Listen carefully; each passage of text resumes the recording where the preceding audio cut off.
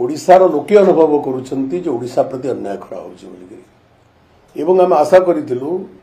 जे जेतेबेले आज सेतेबेले भिन्न भिन्न दल सरकार माने थिले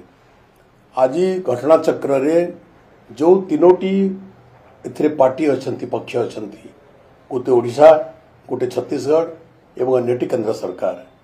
से तीनोटी जगार गोटे दलर सरकार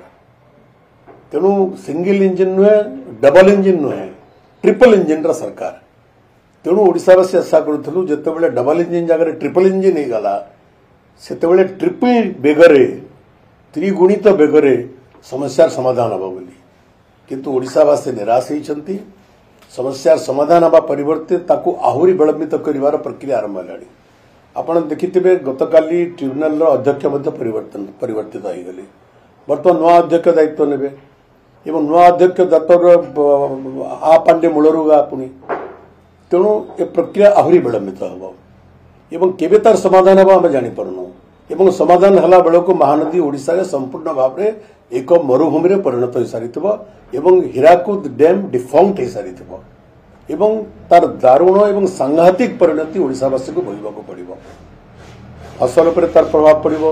जलवायु पर तार प्रभाव पड़ो एवं अंडरग्राउंड वाटर उपर तार प्रभाव पड़ो जंगल उपर तार प्रभाव पड़ो समग्र उपकूल अंचल तार प्रभाव पड़ो एवं ओडिशार जलवायु प्रभावित हम ओडिशार वातावरण प्रभावित हम ओडिशार चाष प्रभावित हम ओडिशा नदी कूल महानदी कूल लक्ष लक्ष लोकंकर जीवन और जीविका प्रभावित हम मत्स्य चाष प्रभावित हम एवं ओडिशार दारुण आर्थिक सामाजिक क्षति घटिव तेणु आम एबे भी निवेदन करुचु पेड़ थाऊ बंध बांधरे कुमर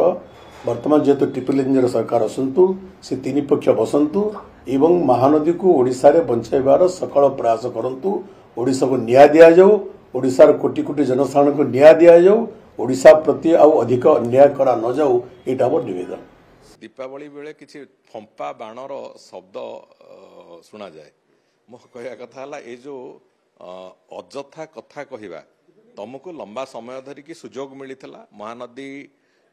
विवादर समाधान करने सबुठु सुस्थ समाधान रास्ता थिला जे जदि आपण माने जो सरकार आपण माने 24 वर्ष धरिकी थिले से सरकार समय रे जदि कोनोसी ना कोनोसी मते आपण केंद्र सरकार पूरा पूरी सहयोग थिला केंद्र सरकार मध्यस्थता करिया को राजी थिले ता सत्वे भी आपण माने से कथा को कले नाही आपण माने कले नाही कोन पई सेथुरो राजनैतिक रुटी सेकिवा पई 2017 मसीहा पंचायत निर्वाचन पूर्व